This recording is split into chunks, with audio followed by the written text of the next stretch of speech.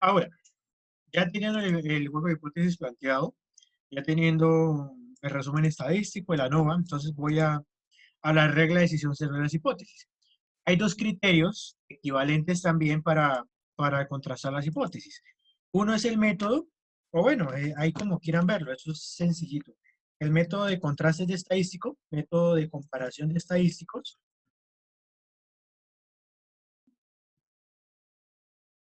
o el método de la significancia del modelo.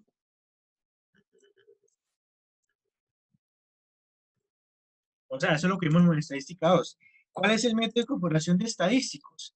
Simplemente decimos que si el estadístico de prueba es mayor que el F crítico, se rechaza H sub 0. O mismo decir con el método de significancia del modelo. Si el valor P es menor que el nivel de significancia alfa, lo mismo, se rechaza. Ahí como quieran verlo. Si ven que es la misma vaina. Entonces acá, ¿se rechaza o no se rechaza?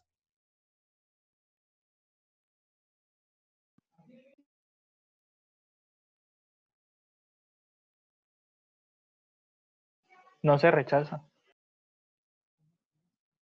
No se rechaza. ¿Listo? ¿Por qué? Este es el F de prueba. Este es el F de prueba.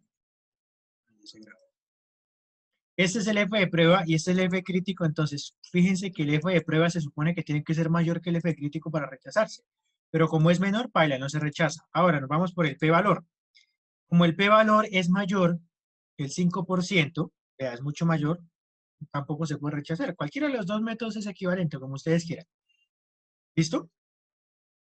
Ahora, entonces, bueno, voy a escribirlo el método por el método. Entonces, acá voy a escribir. Como el valor P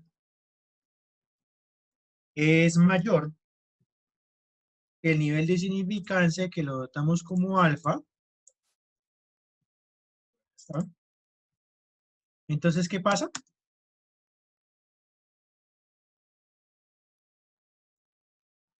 ¿No se ¿Qué hacemos? rechaza la hipótesis? No se rechaza H sub 0. Ojo, ojo, no caigan en el pequeo estadístico de pruebas de hipótesis. El hecho, ojo, el hecho de que no haya rechazado la hipótesis nula no significa que sea cierta. Ojo, uno por lo general en pruebas de hipótesis busca la manera de corroborar la afirmación o la veracidad de la hipótesis alternativa. O sea, yo a través de esto estaba buscando de manera alguna a ver si efectivamente la hipótesis no es verdadera.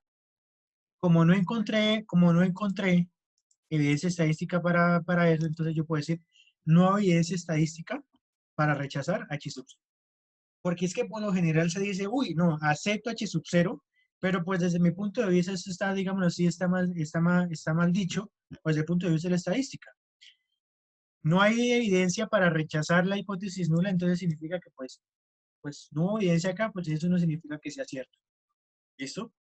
Bueno, ahora en el contexto del ejercicio, ¿cómo se concluye? Hay muchas maneras de concluir. Hay muchas maneras de concluir. Les voy a dar varias opciones de conclusiones. Entonces acá escribe, a un nivel de significancia del 5%, no hay evidencia significativa para poder afirmar de que las medias de las durezas sean diferentes para los tipos de punta. ¿Sí? Otra forma de decirlo, a un nivel de significancia del 5% no hay evidencia estadística significativa para afirmar de que la dureza del ejemplar de prueba difiera dependiendo del tipo de punta. Otra forma de decirlo, en el contexto ya de experimentos, es que no hay evidencia para afirmar de que el tipo de punta afecte la dureza de los ejemplares metálicos. Fíjense que es muchas maneras de decirlo para dar la misma conclusión. ¿Listo? Entonces acá como le preguntan, ¿hay alguna diferencia de las medias de dureza entre las puntas? Pues entonces acá dice, pues no. Entonces, no hay diferencia, o sea, la dureza no depende de las puntas, o la media de la dureza no difiere dependiendo del tipo de punta, o mismo decir que el tipo de punta no afecta la dureza de los ejemplares, como quieran decirlo. ¿Listo? Entonces, ahí ya hicimos nuestro literal B. ¿Preguntas hasta acá?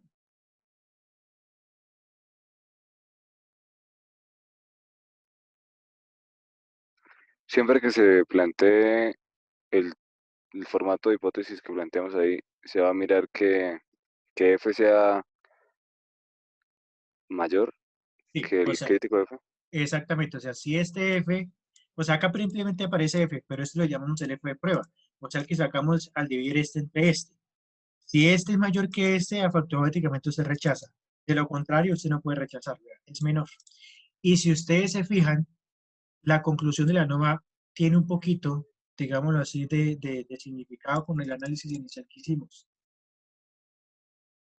¿Sí ven? Digámoslo así como que sí tiene sentido todo, vea, al principio dijimos que no, y efectivamente la norma dijo que no. Entonces, por ahí tiene que ir la cosa.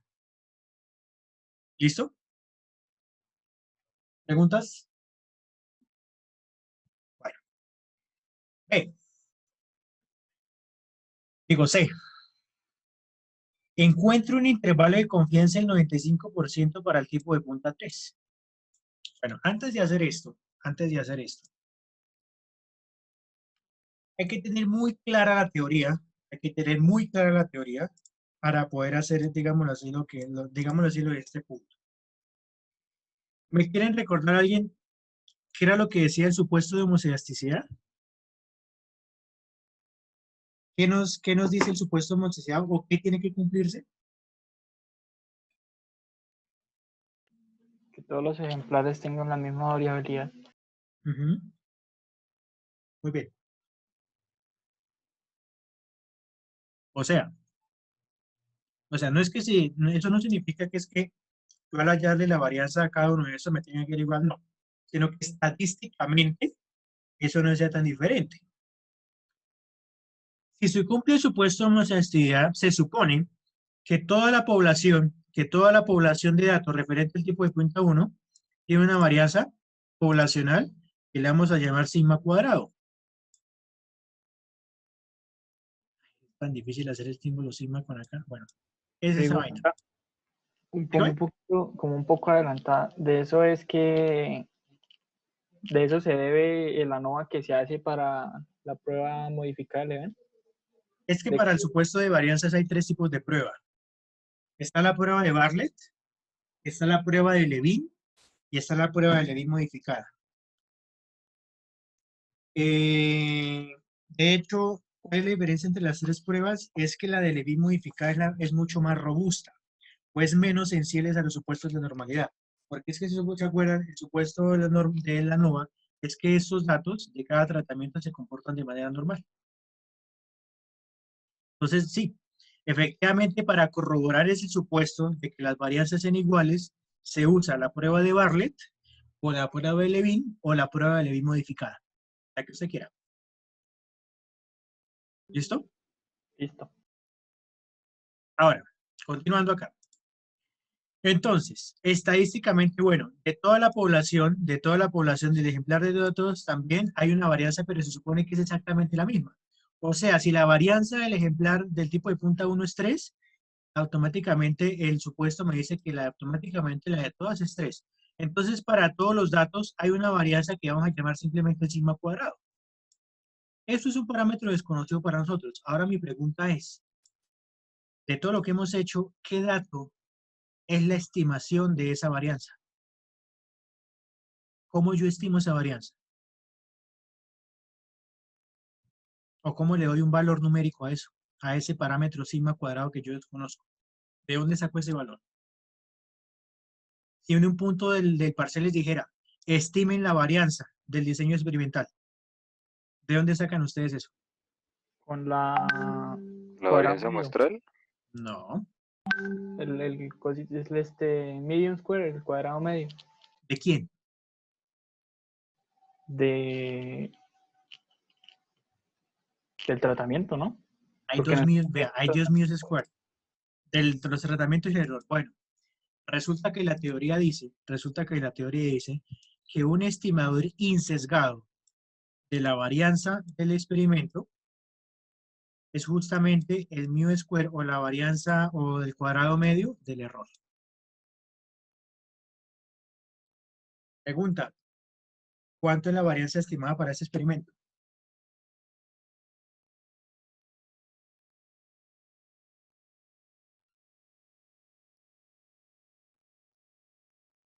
Acuérdense que la NOVA, esto es tratamientos y esto es error. 0.075. Muy bien. Entonces, si les llega a salir un punto donde dice, haga una estimación puntual o determine o diga cuál es un estimador insesgado de la varianza del experimento, ellos automáticamente colocan MCE. Se le dicen, dé el valor para esa estimación, 0,0754. O sea, que si el supuesto se cumple, la varianza del tratamiento 1 debe ser esa, 0,07. La varianza del tratamiento de 0,07, así sucesivamente. ¿Listo? Si ustedes se fijan más o menos, si ven que como que está alrededor del 0,07 estas varianzas de cada tratamiento, ¿sí? Más o menos, como el punto medio entre ellas es 0,07. Entonces, como que también se sospecha que el supuesto de velocidad se cumple. Entonces, acá, no vayan a olvidar, esto es un punto importante de teoría. El estimador insesgado o un estimador puntual insesgado de la varianza del experimento es la suma cuadrada media del error. ¿Listo? ¿Preguntas hasta acá? Entonces, vamos a escribirlo por acá. Varianza estimada igual a 0,07. Ahora, ¿pero para qué les expliqué esto? Para hacer el punto que me dice, oiga, venga, haga un intervalo de confianza para la media del tratamiento 3. Acá dice, encuentro el intervalo de confianza para el tipo de punta 3. ¿Ustedes recuerdan en estadística 2 cómo hacíamos intervalos de confianza? ¿O qué teníamos en cuenta para hacer intervalos de confianza?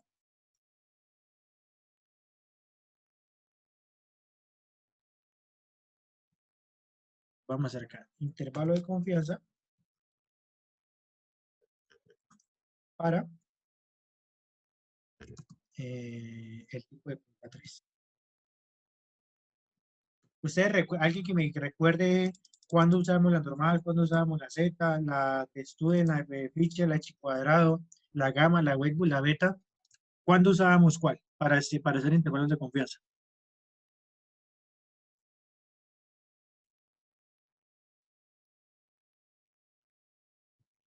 ¿Alguien? Estadística 2.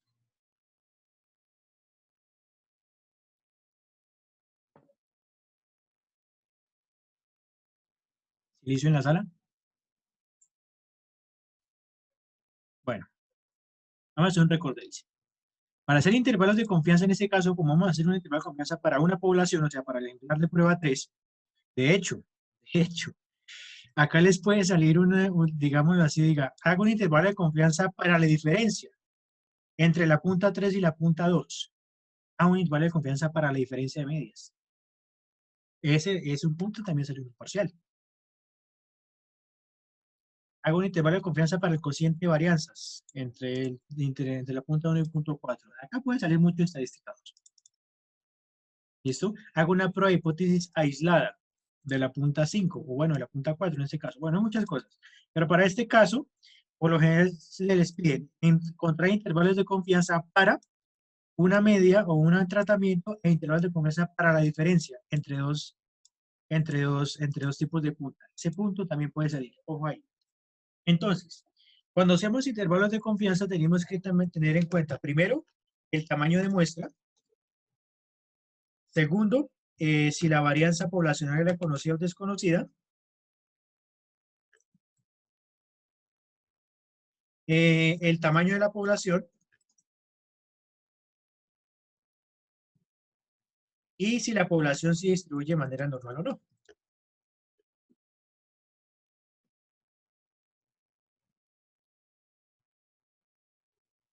Entonces, dependiendo de la combinación de todos estos supuestos, se le dan diferentes fórmulas.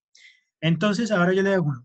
Si se supone que el tipo de punta, las durezas obtenidas con el tipo de punta 3 son una población, les hago una pregunta, ¿esa población de cuánto fue la muestra que se seleccionó? Acá en el contexto, 4. Entonces se tiene una población del que se selecciona el tamaño de muestra 4. ¿El tamaño de muestra es mayor o menor o igual que 30? Menor. Listo, entonces decimos que es una muestra pequeña. Vamos recordando. Ahora, ¿se conoce la varianza poblacional? No, ¿No no se sería conoce. la misma varianza estimada? No, ojo, una cosa es que se conozca el valor real, otra cosa es la estimación que yo le dé. No, no se conoce. No se conoce. Entonces, varianza desconocida. Pregunta, ¿tamaño de la población? ¿La población es infinita o finita?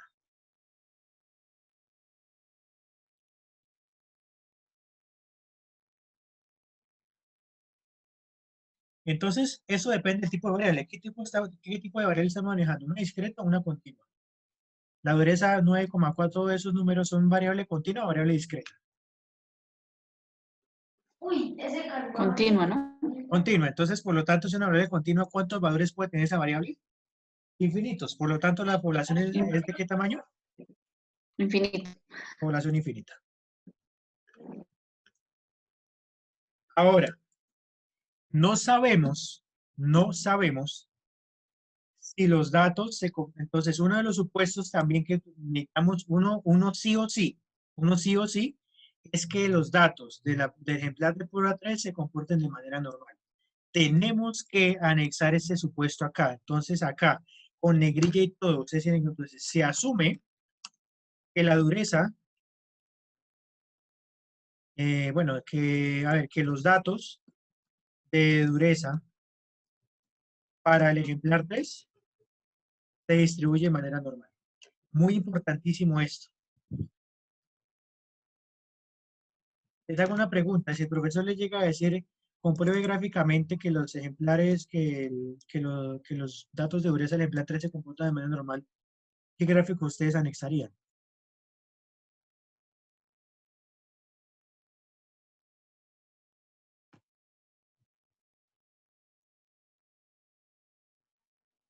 ¿Alguien? ¿Dispersión?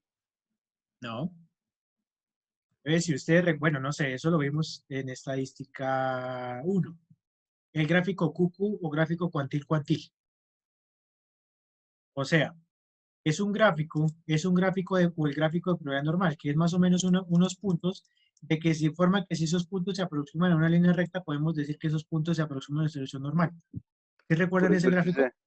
ese es el que yo le dije. Creo que es Exactamente. de dispersión, es de...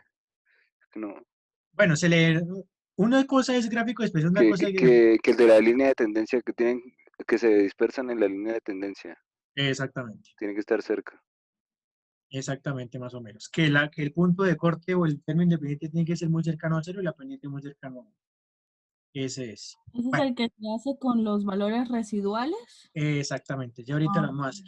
Bueno, si es que alcanza el tiempo. Bueno, teniendo estas consideraciones, entonces, pues vea, muestra pequeña, varianza desconocida, población infinita, y si asumo que la veo es mal, automáticamente yo me voy con la distribución de Student.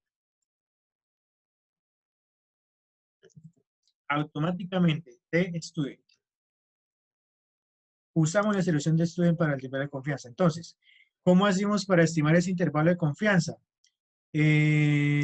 Por acá está la fórmula. ¿Dónde está? ¿Dónde dice fórmulas?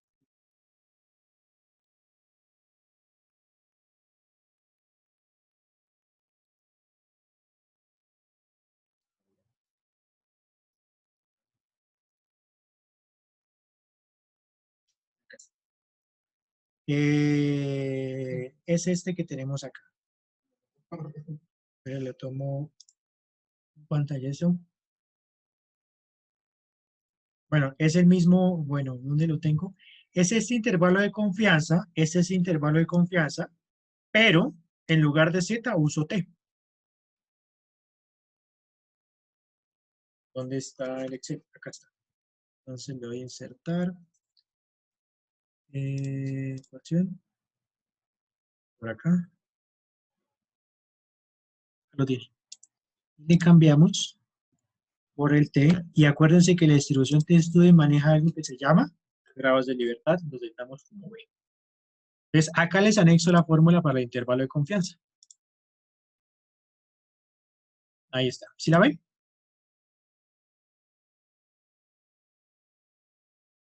¿Todo la ven? Sí. Ahora, vamos a listar los datos. Entonces, ¿cuánto es la media muestral del tipo de punta 3? Entonces, simplemente me voy acá al resumen que me dio ANOVA Y fíjense que para el tipo de punta 3, la media, bien, acá está, 9,45. ¿Cuánto es el tamaño de muestra N para el ejemplar de punta 3?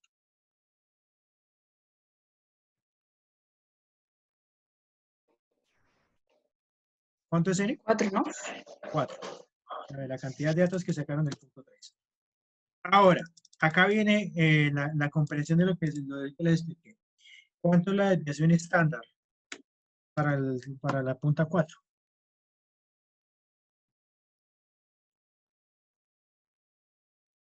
Acuérdense que la desviación estándar es la raíz de la varianza.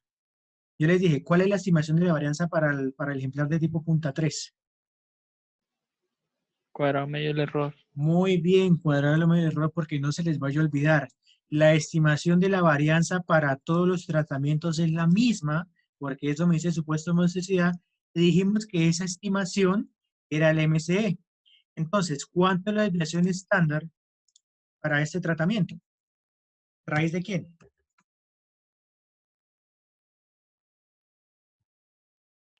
Raíz del cuadrado medio del error. Muy bien. Aquí era donde estaba el detalle. Por eso es tan importante el supuesto de mostricidad. Alguien pensaría, bueno, pues usemos la varianza del propio tratamiento. No. No, no, no, no. Uno se ve tentado, pero no. Listo. Ahora sí, ¿cuál es el nivel de confianza que nos están pidiendo?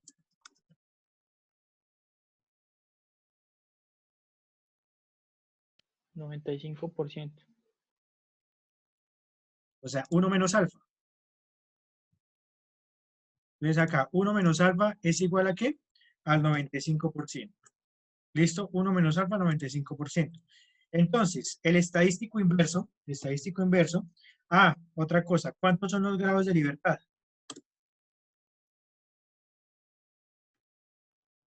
¿Cuántos son los grados de libertad? N-1. 3, No, ¿no? Si yo estoy usando el MCE como estimador de la desviación estándar, por lo tanto, los grados de libertad van a ser los asociados a esa estimación, o sea, 12. Ojo con eso. O sea, los mismos grados de libertad del MCE. Véanlos ahí. ¿Listo? Ahora sí, teniendo 1 menos alfa y teniendo b, pues yo hago entonces a través de la distribución T inversa de 2 colas. Entonces acá en Excel T inversa de 2 colas, vea, T distribución no. T inversa de 2 colas, vea. T inversa de 2 colas. ¿Cuánta es la probabilidad? Selecciono 1 menos alfa. ¿Cuántos son los grados de libertad? Selecciono los 12. Cierro y automáticamente me dice que el estadístico es 0,064. No, eso no es verdad. No, me faltó algo. Es 1 menos. Ahora sí es verdad. O sea, esta función de Excel me devuelve los estadísticos que meditan la probabilidad de las colas izquierda y derecha. O sea, como estemos haciendo un intervalo de confianza con la distribución T-Student, por acá está la distribución T-Student, entonces por acá estará 2,5%, por acá estará 2,5%, entonces yo le digo, oiga, lo que suman las dos colas es el 5%. O sea, lo que está acá, el 5%. Entonces Excel me devuelve lo que está acá y lo que limita acá. Eso es lo que me veo ahí, el 2,179. ¿Listo? Ahora sí, ya teniendo todo, pues, límite inferior, límite superior. ¿Cuánto es el límite inferior del intervalo?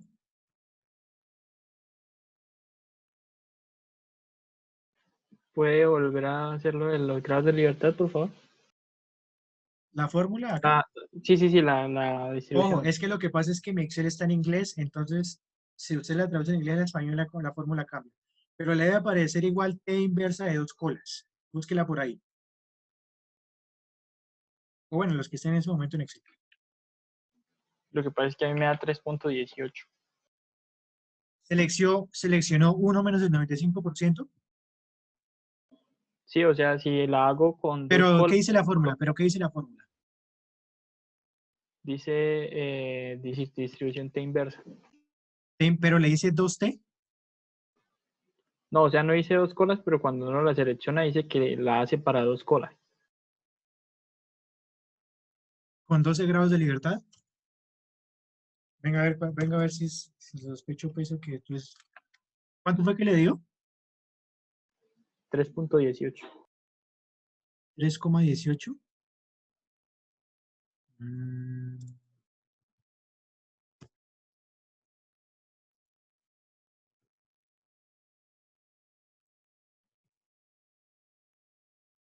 no, no sé por qué le está dando 3,18. Tiene que darle 2,178. Por experiencia, la experiencia me dice que el 95% por lo general los estadísticos usted varían entre 2 y 3. 2, algo. Debe ser un error de él porque a mí también me está dando lo que usted tiene, 2.18. 2,18. Algo debe estar pasando. Si no, si quiere ir a la fija, entonces váyase a la fija, entonces simplemente halle la distribución T inversa de una sola cola. La T inversa de una sola cola. Entonces váyase, entonces con el 1, abre paréntesis, 1 menos el 95% dividido en 2, con 12 grados de libertad. Y le tiene que dar, vea, menos 2,18, o sea, positivo o negativo. Váyase a la fija con esa. Si no le sale, entonces váyase nada más con la de una cola y váyase con alfa medios para que le salga. Como quiera. Vale. Entonces, ¿cuánto da límite inferior?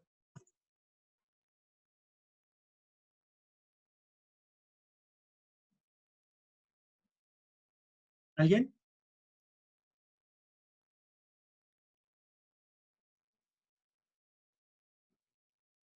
Vuelvo y les recuerdo, esta fórmula varía un poco porque mi Excel está en inglés. Porque mi Excel está en inglés.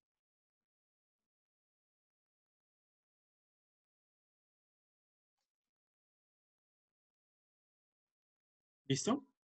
Ahora, ¿cuánto es el límite inferior? Que sería la media ¿Cuánto menos es? Menos. 9,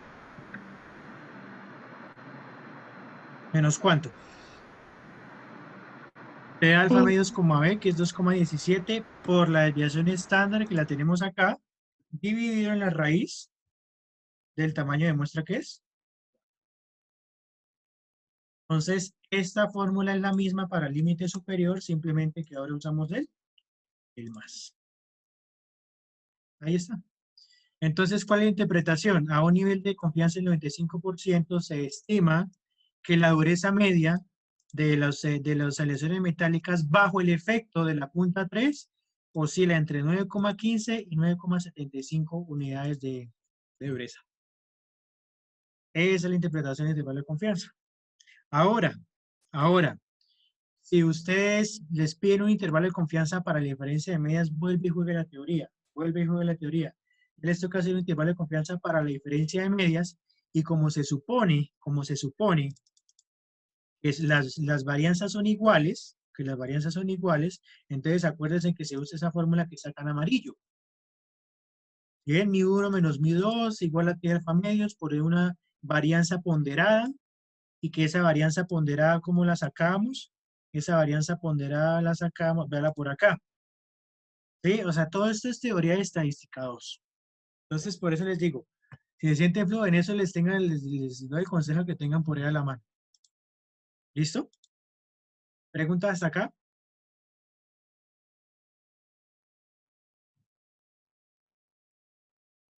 ¿Nadie? ¿Todos bien? sí. Listo.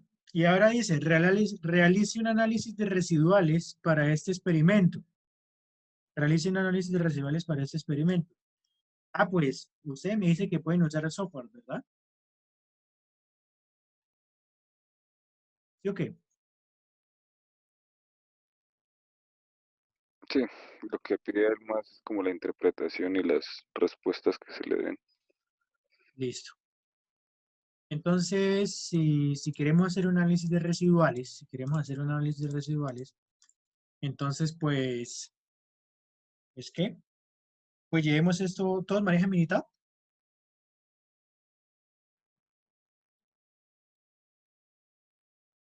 Bueno, yo no voy a hacer en Minitab. Lo que, como dice compañero, lo que le interesa son las interpretaciones.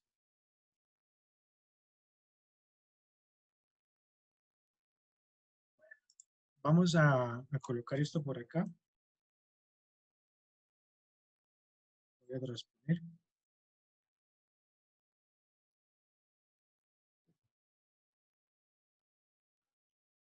Por acá. Luego por acá. Desde acá. Ejemplar 1. Ejemplar 2. Ejemplar 3. Y ejemplar 4. Estadísticas, ANOVA, un solo factor. Los datos de respuestas están en una columna separada para que en el factor. Respuestas, ejemplar 1, ejemplar 2, ejemplar 3, ejemplar 4. Gráficas, entonces 3 en 1. Esta no quiero. La gráfica de caja de datos. Resultados, análisis de varianza, resumen del modelo, medias, aceptar, almacenamiento, los residuos. Aceptar y aceptar.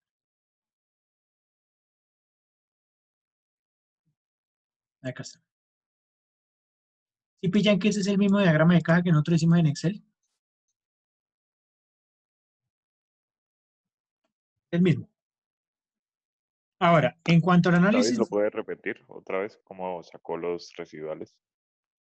entonces, otra vez, estadísticas, entonces acá, estadísticas, ANOVA, un solo factor, le dice los datos de respuesta están en una columna separada para cada nivel de factor, entonces le obliga a que ahora usted convierta los tratamientos a columnas, ahora tiene que tener los datos por columnas, vea, los tiene que tener por columnas, por eso fue que yo los convertí.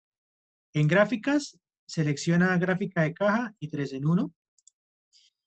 Y en almacenamiento, acá en la última, le da la opción de residuos, para que le bote los residuos. Le da aceptar y pues le da aceptar otra vez ahí. ¿Listo? Acá, si ustedes se fijan, es el mismo análisis de varianza que nosotros acabamos de obtener. Pero entonces, de las gráficas me interesan estas que están acá. Entonces, la primera gráfica me corrobora el supuesto de normalidad. La primera gráfica me corre el supuesto de normalidad. Esa es la gráfica que yo les decía.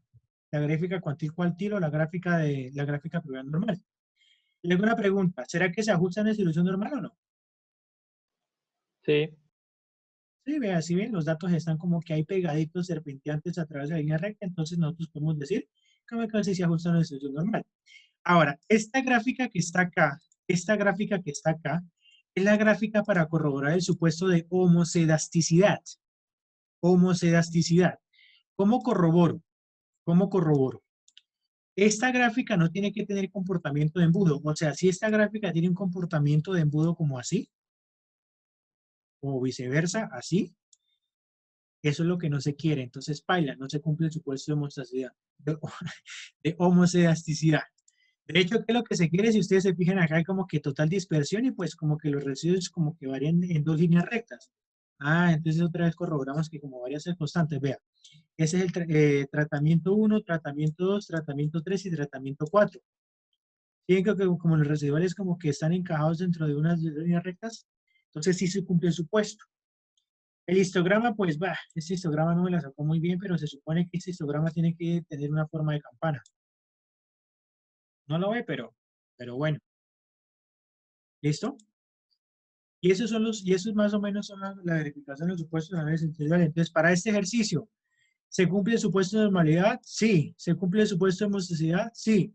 Y el supuesto de independencia ya nos toca a nosotros mismos sacar una gráfica, que es simplemente graficar los residuales versus el orden en que se sacaron. ¿Sí recuerdan? ¿Los residuales versus qué? Los residuales versus el orden en que se sacaron. O sea, los residuales así en el tiempo. 1, 2, 3, 4, 5, 6. Así en orden graficarlos. O sea, los residuales están acá. Los residuales los tengo acá. Pero una pregunta. Dígame. El profesor decía que para hacer esa de independencia había que aleatorizar. O sea, no es necesario, pero si no teníamos la matriz de diseño era aconsejable. ¿Generas una matriz aleatoria? Sí, algo así. Ah, pues bueno. Eh, ¿cómo lo aleatorizamos? Entonces, cogemos los residuales.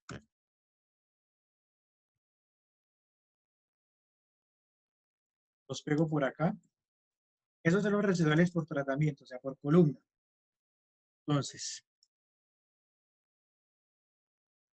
los pego por acá en una sola fila.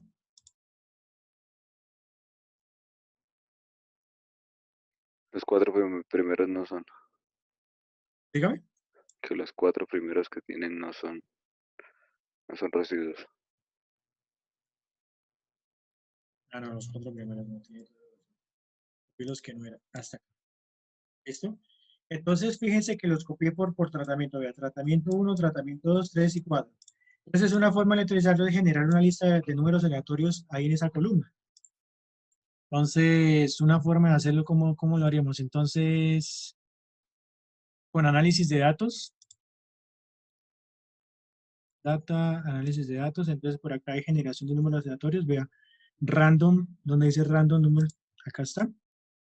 Número de variables, 1, número de números aleatorios, ¿cuántos residuales tenemos? 16. Distribución, una distribución discreta.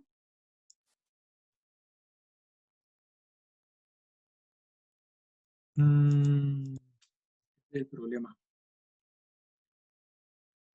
No me sirve esto. Una distribución discreta, no me sirve, no me sirve.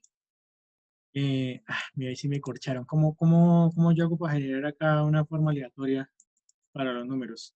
O sea, hay una fórmula en Excel específica que dice aleatorio entre.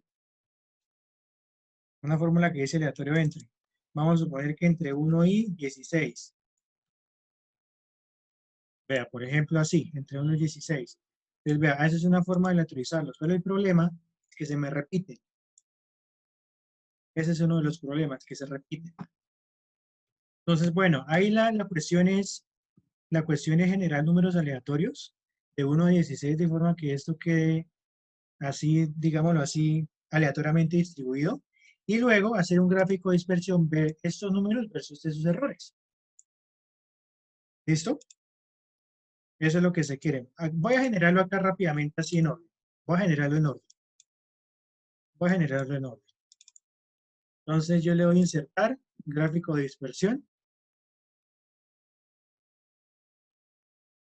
Démosle con esto. Gráfico. Acá está. Ese más o menos, o sea,